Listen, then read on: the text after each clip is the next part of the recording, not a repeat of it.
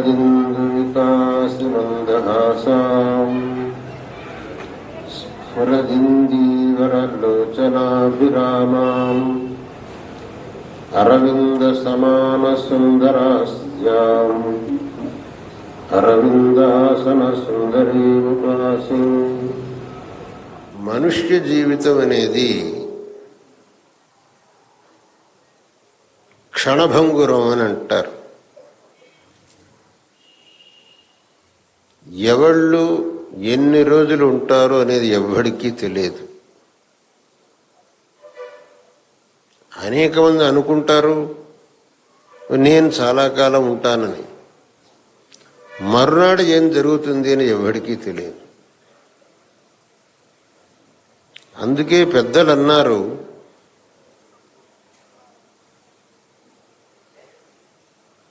క్షణశః కణశశ్చైవ విద్యామర్థంచ సాధయేత్ గృహీత ఇవ కేశేషు మృత్యునా ధర్మమాచరేత్. అంటే ధర్మాన్ని ఆచరించాలి అనే విషయంలో రేపు అని అనకూడదు. రేపటి దివసం మనది అవునో కాదో ఎవడికి తెలుసు. మృత్యువు ఎవడికి ఏ సమయంలో వస్తుందో ఎవడికి తెలుసు. మృత్యు అనేది ఎవరిని వదిలిపెట్టదండి. అబ్బే నేను చతుశాస్త్ర పండితుడిని, నాకు మృత్యు వస్తుందా?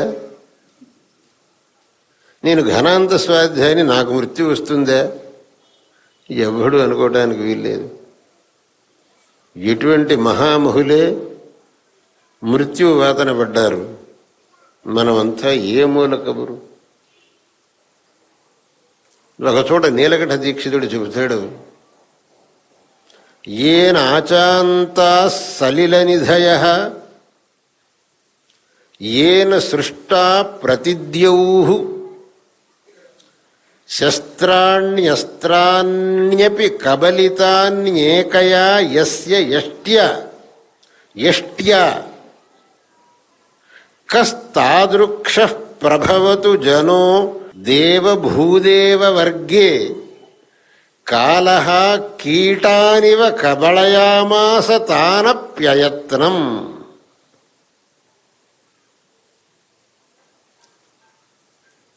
ఎంతమంది మహామహులు మహర్షులు ఈ లోకంలో ఆవిర్భవించలేదు. ఏ నాచాంతా సలిలనిధయ. అగస్త్య మహర్షి యొక్క చరిత్ర విన్నామంటే ఆయన అనంతమైన సముద్రాన్నే ఆపోషణ పట్టాడు అని చెబుతారు. ఎక్కడి సముద్రం? సముద్రాన్ని తాగటం అంటే ఎటువంటి శక్తి ఉండాలి? ఆ అగస్త్యుడి ఏడి. విశ్వామిత్రుడి విషయానికి వస్తే స్వర్గానికి ప్రతి స్వర్గం సృష్టి చేసేట. సృష్టికి ప్రతి సృష్టి.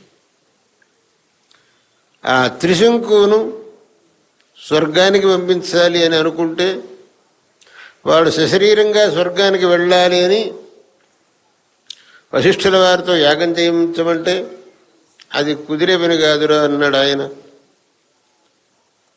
అందుకు విశ్వామిత్రుడి దగ్గరికి వస్తే ఆయన కుదరదన్నాడా, అయితే నేను చేయిస్తాను. ఈ స్పర్ధ అనేది ఎప్పుడూ ఉండేదే. ఆ పైపెచ్చు విశ్వామిత్ర వశిష్ఠులకు స్పర్ధ వేదంలోనే ఉంది. విశ్వామిత్ర జమదగ్ని వశిష్ఠేనా స్పర్ధేతామని చెప్పేసి ఆ విశ్వామిత్రుడికి వశిష్ఠుడికి ఉన్న స్పర్ధలో ఆయన చేయించనన్నాడా, నే చేయిస్తా అన్నాడు విశ్వామిత్రుడు. యాగం చేయించాడు. ఆ యాగ ప్రభావం వల్ల సశరీరంగా త్రిశంకు స్వర్గం ద్వారం దాకా వెళ్ళాడు.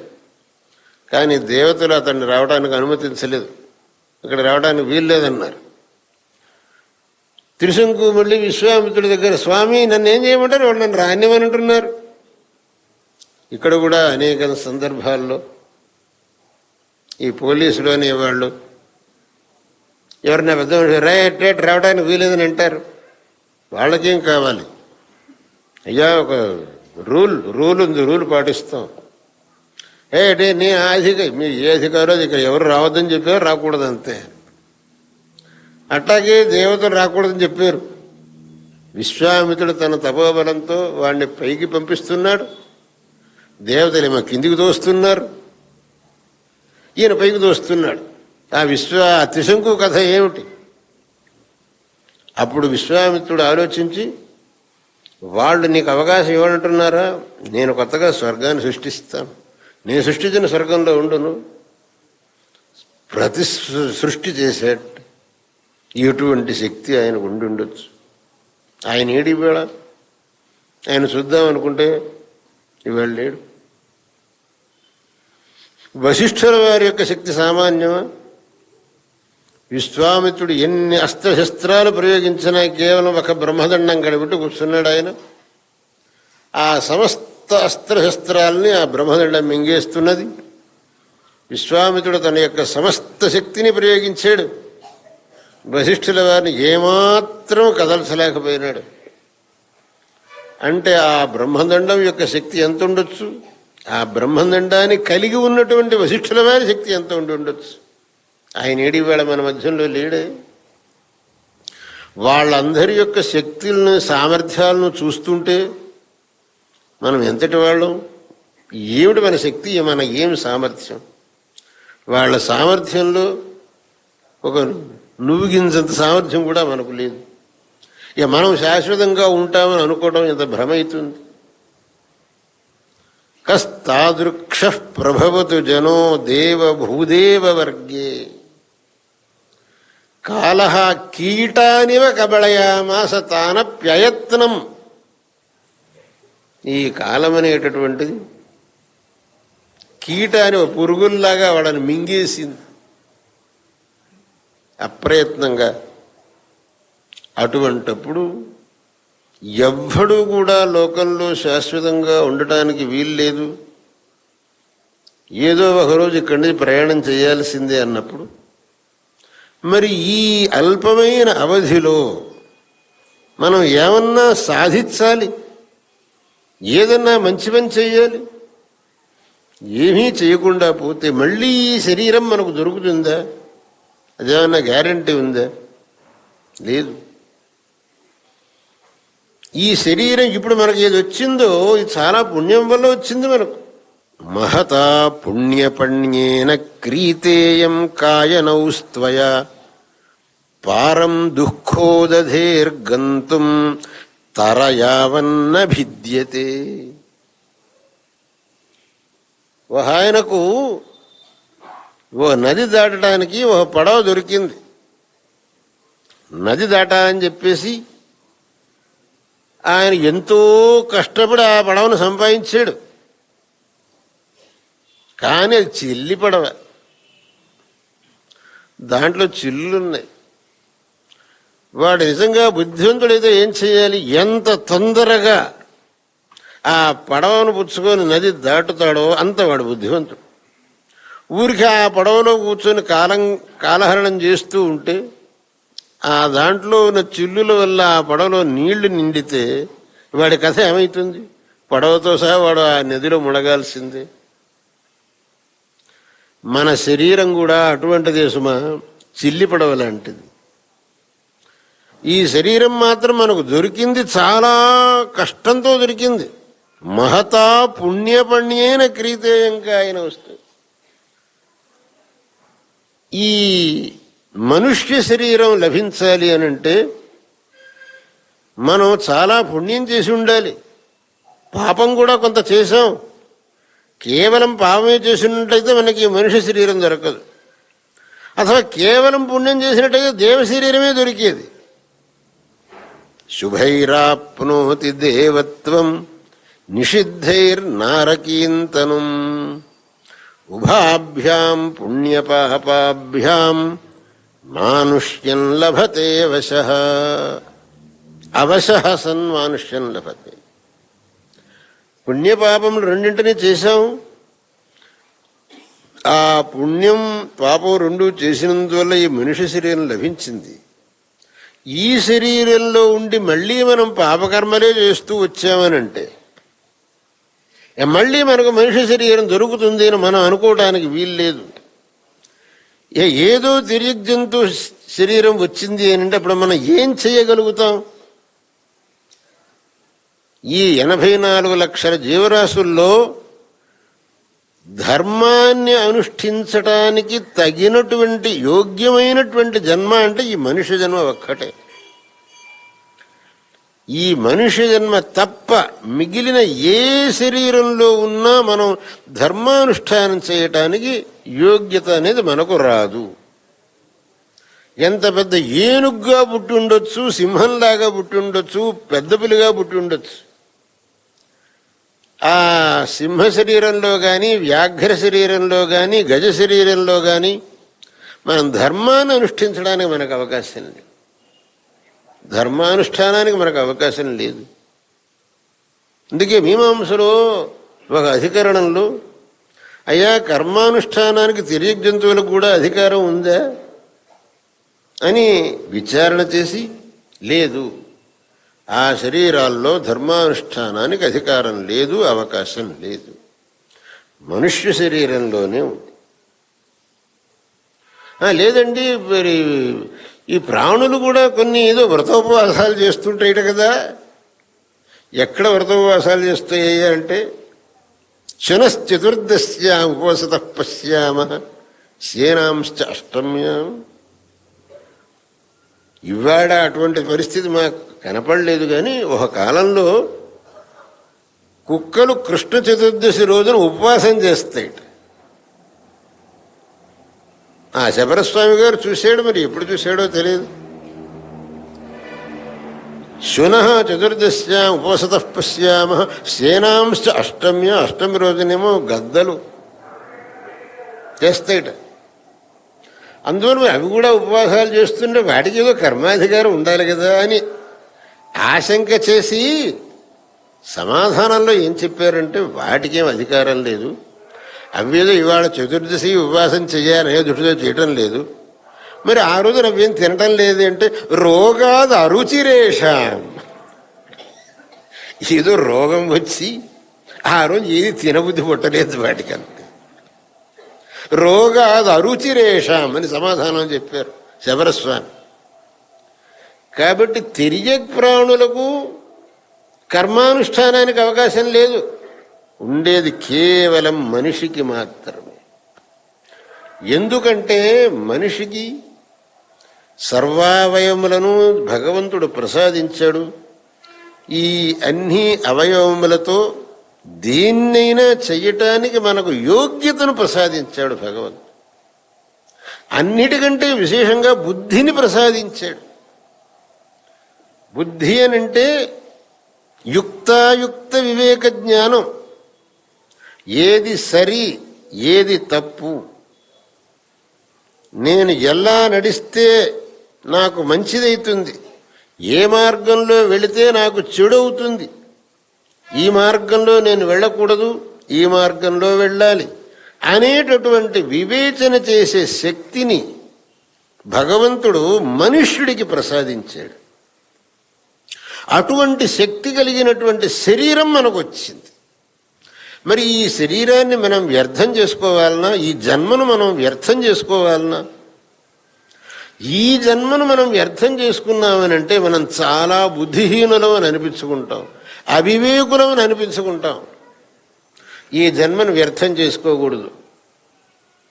ఇది ఒక మహోన్నతమైనటువంటి లక్ష్యాన్ని సాధించడానికి వచ్చింది.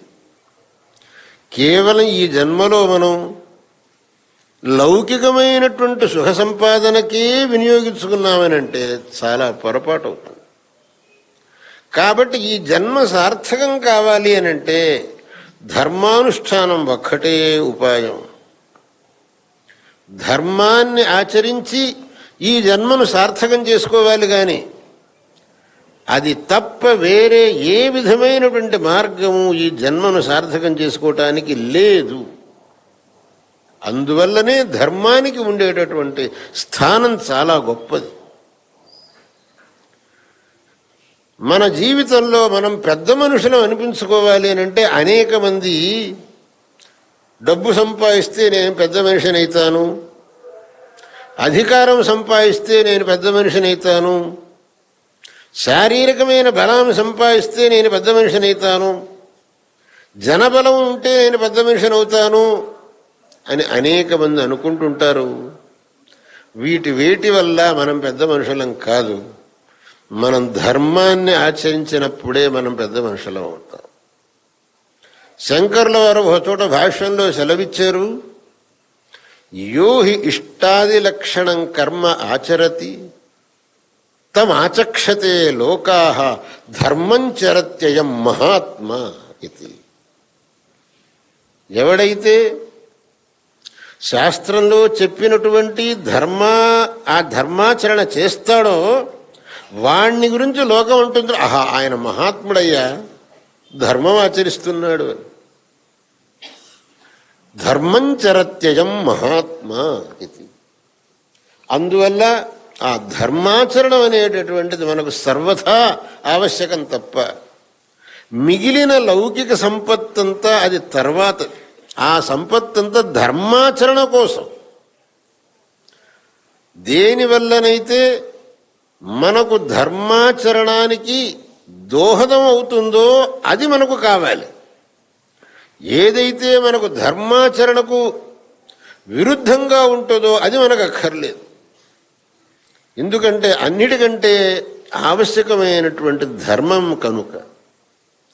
అందువల్లనే ధర్మాన్ని ఉద్ధరించడానికి, ధర్మాన్ని కాపాడటానికి స్వయంగా భగవంతుడు ఈ లోకంలో అవతరిస్తాడు. ఒక్కొక్క యుగంలోనూ ధర్మ సంస్థాపనార్థాయ సంభవామి యుగే యుగే అని భగవంతుడు సెలవిచ్చాడు కనుక ఈ ధర్మం అంత గొప్పది. మన జీవితం అనేది అత్యల్పం.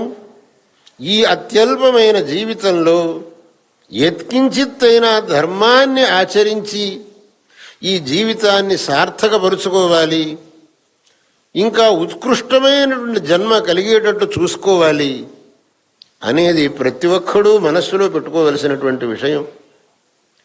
అందువల్లనే మన పూర్వులు ప్రతిరోజు యథాశక్తి ధర్మాచరణం చెయ్యాలి. శాస్త్రంలో మనకు ఏదైతే విహితమైనదిగా చెప్పబడిందో దాన్ని మనం ఆచరించాలి. ఏది మనకు విహితం కాదో దాన్ని ఆచరించాల్సిన పని లేదు. మనకు విహితమైనటువంటి దాన్ని మనం ఆచరించాలి. దాన్నే భగవంతుడు భగవద్గీతలో స్వే స్వే కర్మణ్యభిరత సంసిద్ధిం లభతే నరః. స్వే స్వే కర్మణి, తనకు ఏదైతే విహితమైందో దాన్ని ఆచరించితే నువ్వు సార్థక జన్ముడవైతావు అని చెప్పి సెలవిచ్చాడు.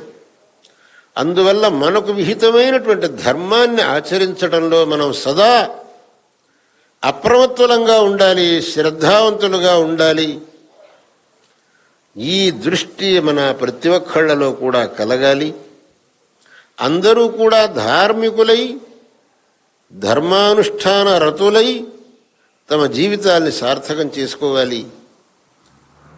భగవంతుడు ప్రతి యుగంలోనూ ధర్మరక్షణకు అవతరిస్తాడు అని అన్నాం.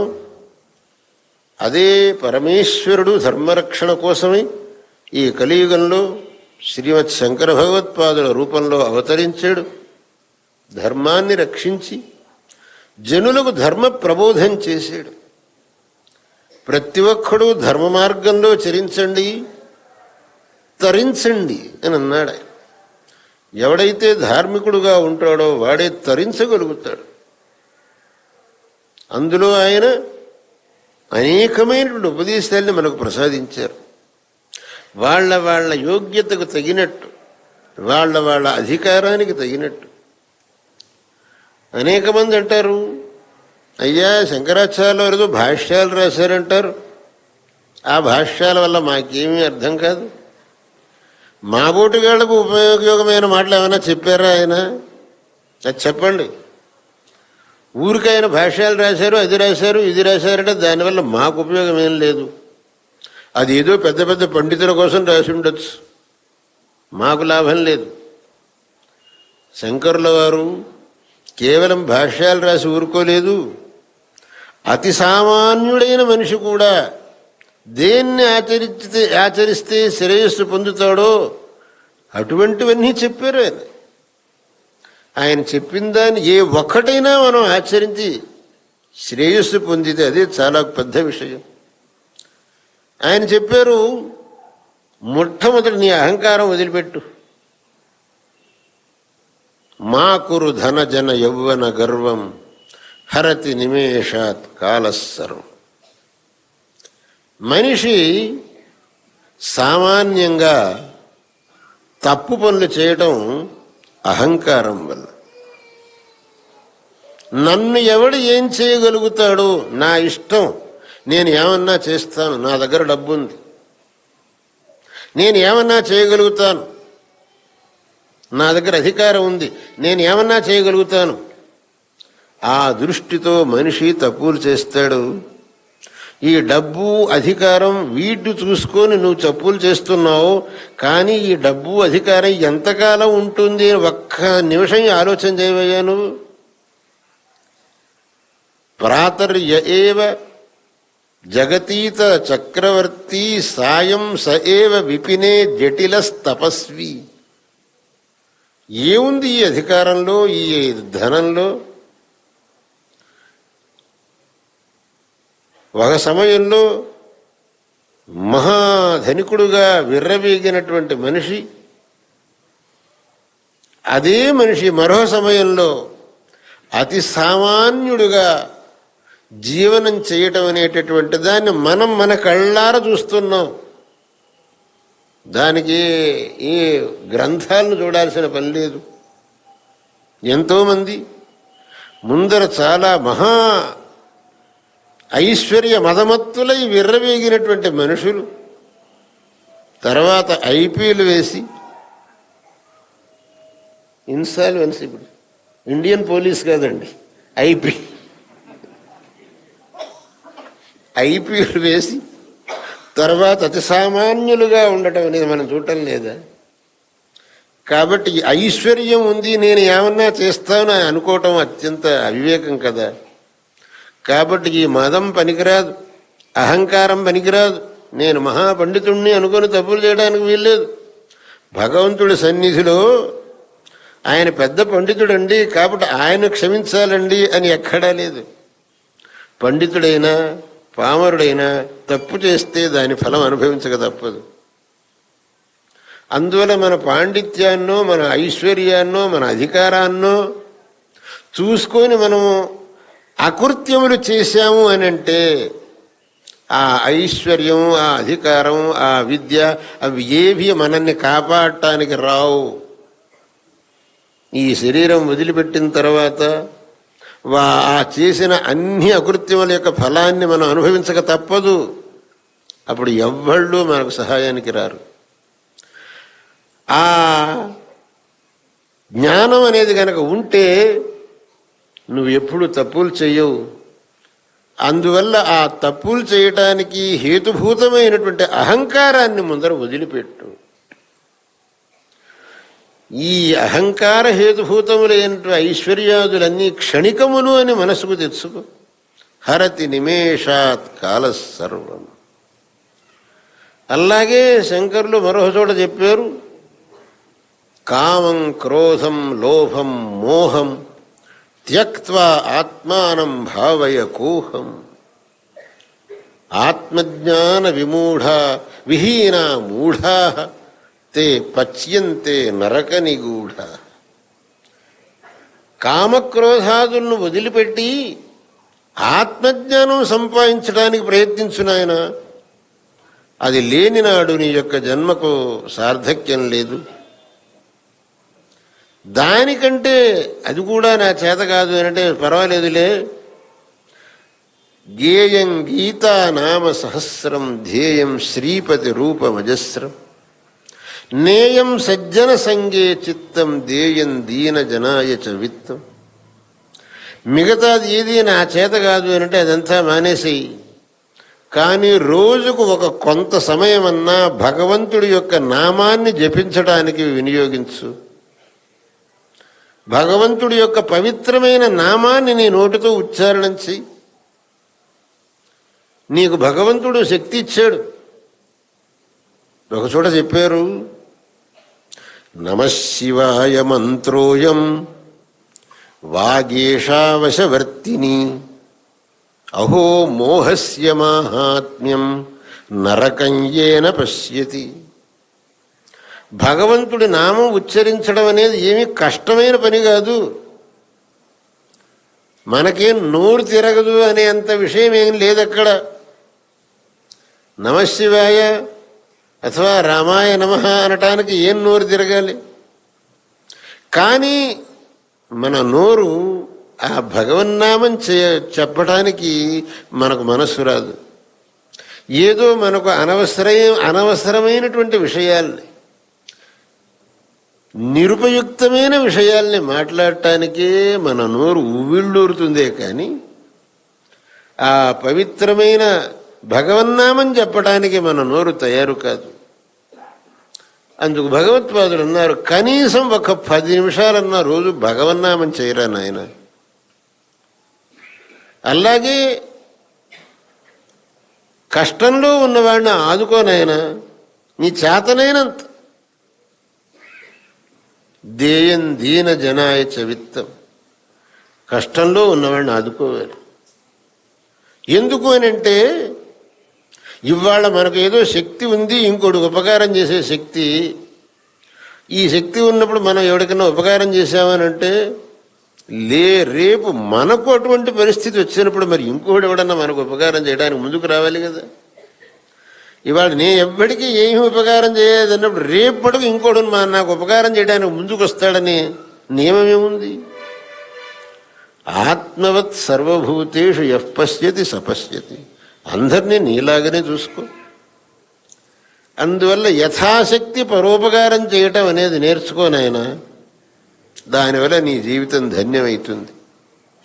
ఈ విధంగా శంకరుల వారు కేవలం పండిత మాత్రులకు అర్థమయ్యే భాష్యాలతో సమాప్తి చేయక, సామాన్యుడైన వాడు కూడా తన జీవితంలో ఆచరించదగినటువంటి ధర్మములను అనేకములను ఉపదేశం చేశారు. అందువల్లనే వారు జగద్గురువులైనారు. జగద్గురు శబ్దానికి అర్థం ఏమిటి? జగత్తుకు మార్గదర్శనం చేసేవాడు. గురువు అంటే మార్గదర్శనం చేసేవాడు, సదుపదేశం చేసేవాడు గురువు. ఆయన సమస్త జగత్తుకు సదుపదేశం చేశారు. దాన్ని తీసుకోకపోవడం మీ వంతు, ఉపదేశం చేయడం ఆయన వంతు. మీ ఉపదేశాలు మాకు అక్కర్లేదంటే చాలా సంతోషం. మీరు నరకానికి పోదామని అనుకుంటే ఎవడేం చేస్తాడు మిమ్మల్ని? అందువల్ల సమస్త జగత్తుకు మార్గదర్శనం చేశారు కాబట్టి ఆయన జగద్గురు అయినారు, జగద్గురు తల్లజులైనారు, జగద్గురు పరివృఢులైనారు. అటువంటి జగద్గురు శంకర భగవత్పాదుల వారు మనకు సనాతన ధర్మాన్ని ఉపదేశించి ఆ ధర్మ మార్గంలో మనం నడుచుకోవాలని చెప్పేసి మనకు ఆదేశించారు. వారి యొక్క ఆదేశం, వారి యొక్క ఉపదేశం, వారి యొక్క ఆజ్ఞ మనకు శిరోధార్యమైనటువంటివి. వారు మనకందరికీ కూడా అత్యంత ఆరాధ్యులైనటువంటి గురు పుంగవులై ఉన్నారు. అటువంటి భగవత్పాద శంకరులు ఈ ధర్మం సర్వత్రా సదా ప్రచారంలో ఉండాలనే దృష్టితో చతురామ్మనాయ పీఠస్థాపన చేశారు. అందులో దక్షిణామ్మనాయ పీఠంగా శృంగేరి క్షేత్రంలో పీఠాన్ని స్థాపించి అక్కడ గురు పరంపరను ఏర్పరిచారు. ఆ గురు పరంపరలో వచ్చినటువంటి మహాత్ములు దేశ సంచారం చేసి భగవత్పాదుల వారి యొక్క ఆజ్ఞానుసారంగా ధర్మ ప్రచార కార్యాన్ని నెరవేర్చారు. అదేవిధంగా అస్మద్ గురుపాదులైన జగద్గురు శ్రీమద్ అభినవ విద్యాతీర్థ మహాస్వామి వారు విరివిగా దేశంలో సంచరించి అధ్యాత్మ ప్రబోధం చేశారు.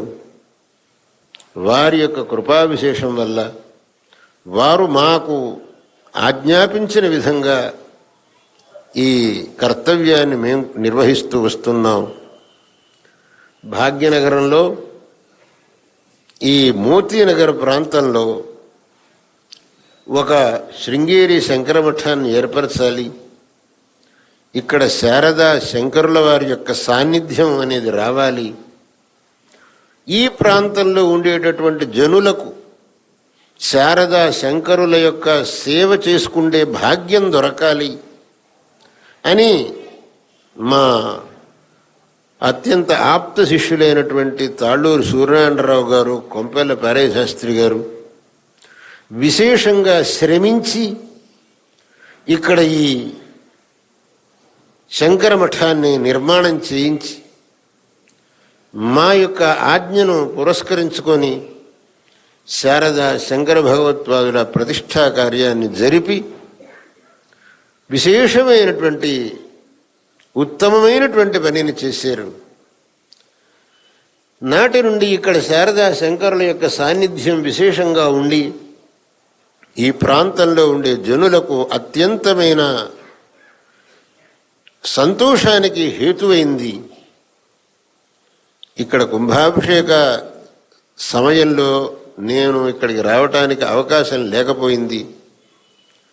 కానీ ఇక్కడికి ఒకసారి రావాలి, మిమ్మల్ని అందరినీ చూచి ఆశీర్వదించాలి అనేటటువంటి భావన నాటి నుండి నా మనస్సులో ఉండనే ఉన్నది.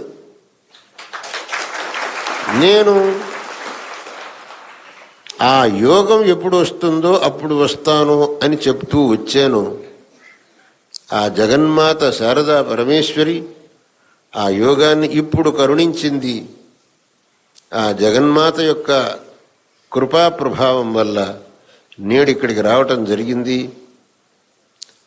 మీరందరూ అత్యంతమైన భక్తి ప్రపత్తులతో ఈ మఠానికి వచ్చి శారదా శంకరులను సేవించుకుంటున్నారు. అందుకు మీకందరికీ నేను పరిపూర్ణమైన ఆశీస్సులను అందజేస్తున్నాను. మీ యొక్క శ్రద్ధాభక్తులు ఇదే విధంగా నిరంతరంగా ఉండుగాక. ఆ శారదా శంకరులను ఇదే విధంగా ఆరాధించుకుంటూ ఆ శారదా శంకరుల యొక్క పరిపూర్ణమైన కృపాపాత్రులు మీరందరూ అగుదురుగాక అని చెబుతూ ఇక్కడ సమావేశమైనటువంటి మీకందరికీ కూడా మరొక్కమారు నా యొక్క ఆశీస్సులను తెలియపరుస్తూ ఈ ఉపన్యాసాన్ని ఇంతటితో ముగిస్తున్నాను. హర నమః పార్వతీపతయే హర హర మహాదేవ.